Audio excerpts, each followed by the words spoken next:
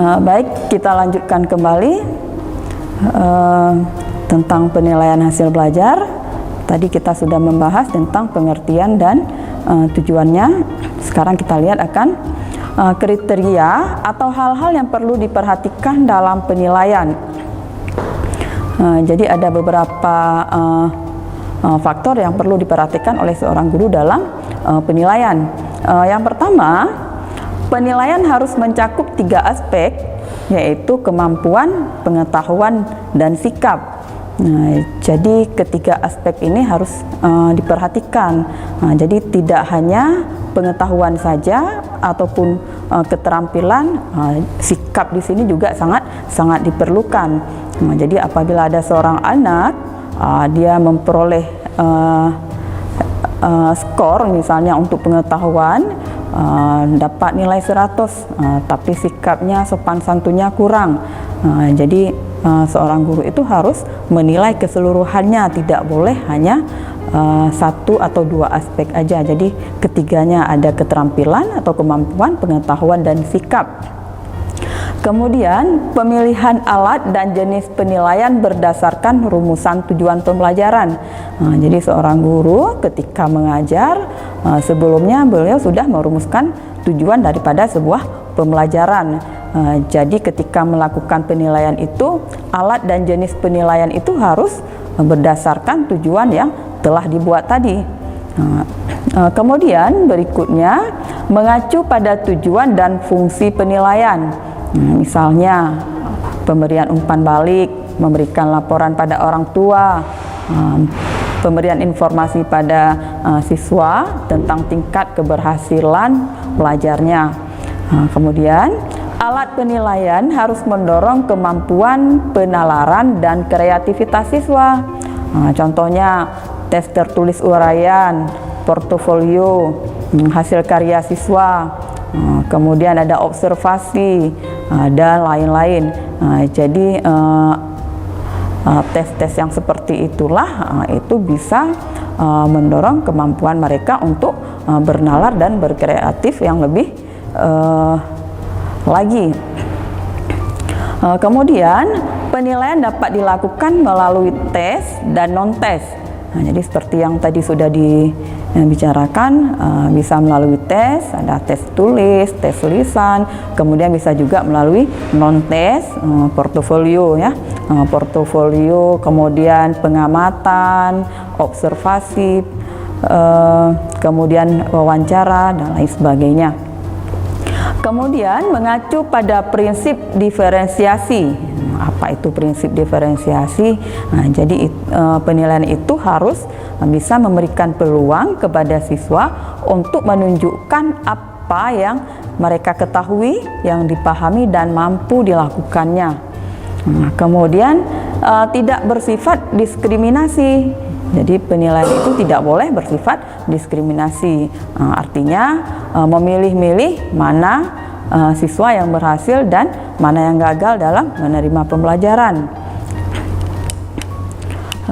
Kemudian ahli lain juga mengatakan bahwa penilaian adalah suatu kegiatan untuk membuat keputusan tentang hasil pembelajaran dari masing-masing siswa, serta keberhasilan siswa dalam kelas secara keseluruhan.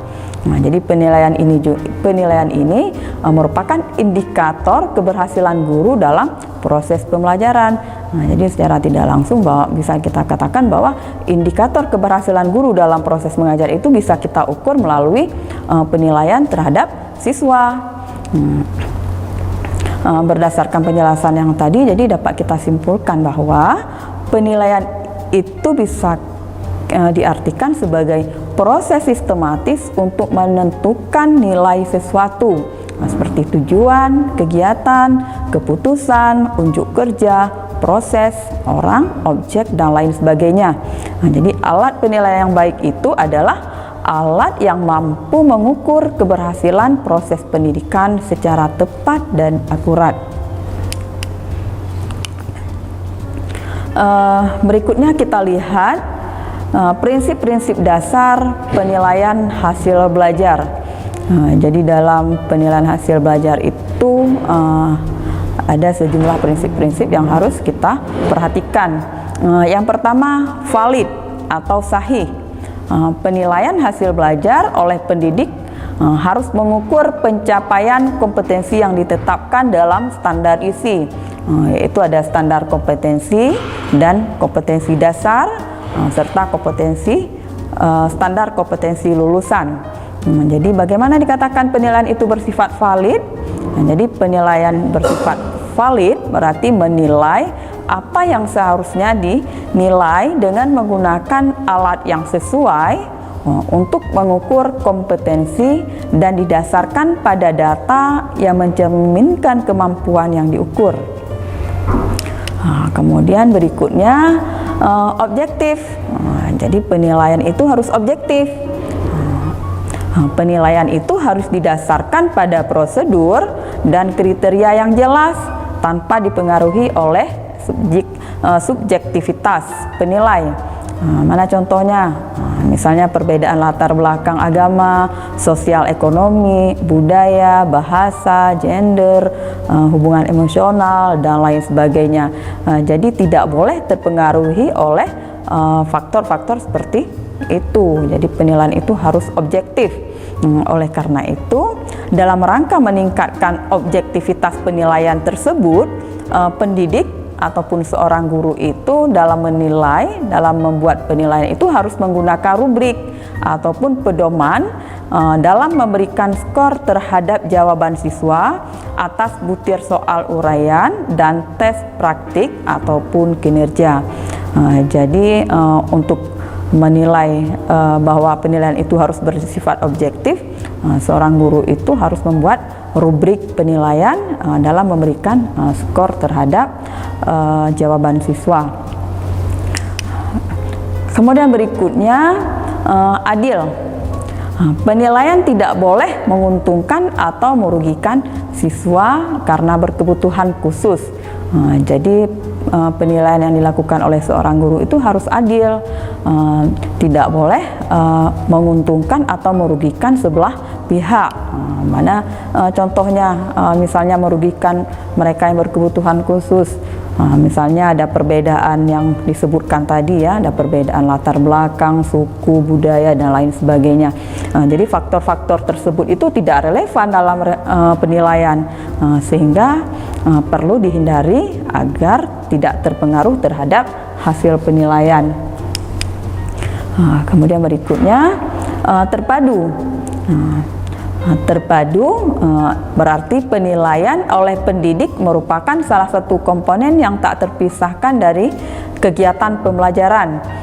Dalam hal ini, hasil penilaian benar-benar dijadikan dasar untuk memperbaiki proses pembelajaran.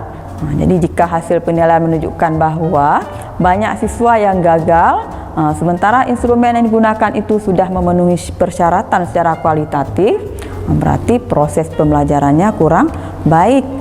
Jadi dalam hal demikian itu, pendidik ataupun seorang guru itu harus memperbaiki rencana atau pelaksanaan pembelajarannya. Jadi harus diperbaiki apabila penilaian banyak siswa yang gagal.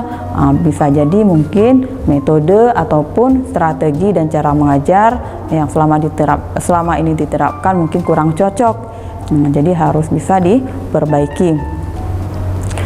Kemudian berikutnya terbuka.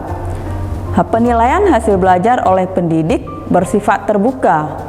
Artinya prosedur penilaian, kriteria penilaian, dan dasar pengambilan keputusan terhadap hasil belajar dapat diketahui oleh semua pihak yang berkepentingan. Oleh karena itu, pendidik harus menginformasikan prosedur dan kriteria penilaian kepada siswa. Selain itu, pihak yang berkepentingan dapat mengakses prosedur dan kriteria penilaian serta dasar penilaian yang digunakan. Jadi penilaian yang dilakukan oleh seorang guru itu harus terbuka. Apabila ada pihak-pihak yang berkepentingan ingin mengakses, jadi harus bisa diakses. Itulah yang dinamakan dengan penilaian secara terbuka. Nah, kita break dulu, akan kita lanjutkan setelah pesan-pesan berikut ini.